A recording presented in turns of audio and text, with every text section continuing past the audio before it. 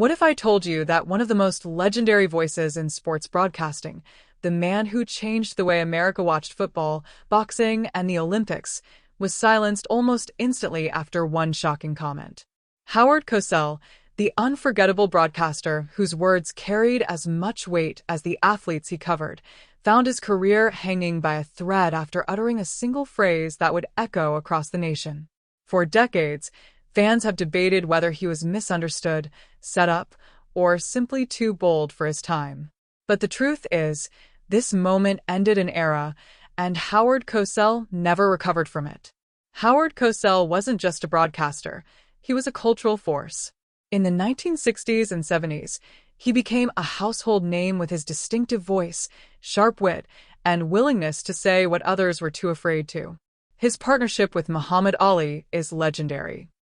While many reporters mocked or dismissed the boxer, Cosell treated him with respect, standing by his side through controversy and triumph. And then there was Monday Night Football.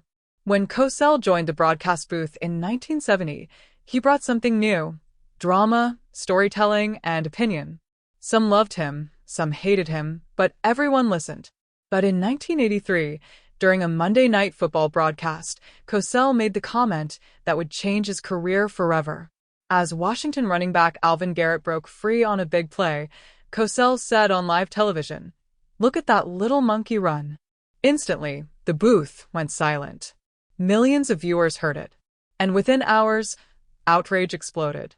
To many, it sounded like a racist slur. In a time when racial tensions in America were already high, those words cut deep. Cosell defended himself, insisting it wasn't meant as an insult. In fact, he claimed he had long used the word monkey to describe small children or nimble players regardless of race, even using it to describe his own grandchildren. His defenders pointed out that just a year earlier, he had said the same phrase about a white player, Micah Damel. But the damage was done. Headlines blared, civil rights groups demanded action, and ABC executives faced mounting pressure. The fallout was immediate. Though Cosell wasn't officially fired that night, the network began phasing him out. By the next season, he was gone from Monday Night Football, the very show he had helped turn into a cultural phenomenon. To many, it felt like the end of Howard Cosell's reign. To him, it was a betrayal. He believed he was being unfairly punished for a misunderstanding, yet the world had already decided. This wasn't the first time Cosell had courted controversy. He had spoken out about racial injustice, condemned the exploitation of athletes, and even criticized the very sports he covered. But this time, his bluntness backfired in a way he could never recover from. By the mid-1980s, the voice that once commanded stadiums and living rooms alike had been silenced on the biggest stage. And yet, Howard Cosell's legacy is complicated. Some remember him as arrogant, abrasive, and larger than life. Others see him as a truth-teller who refused to bow to public opinion.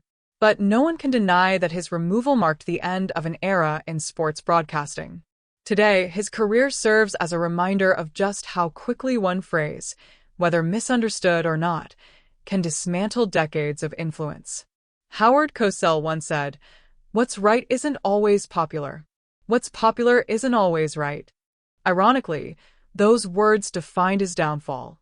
His boldness made him a legend, but it also cost him everything. And though he insisted his infamous comment was never meant to offend, it became a moment that ended his career overnight. So when you think of Howard Cosell, the man with the booming voice, the sharp mind, and the unforgettable presence, remember this: he wasn't just fired for what he said. He was fired because he dared to speak in a world that wasn't ready to hear him.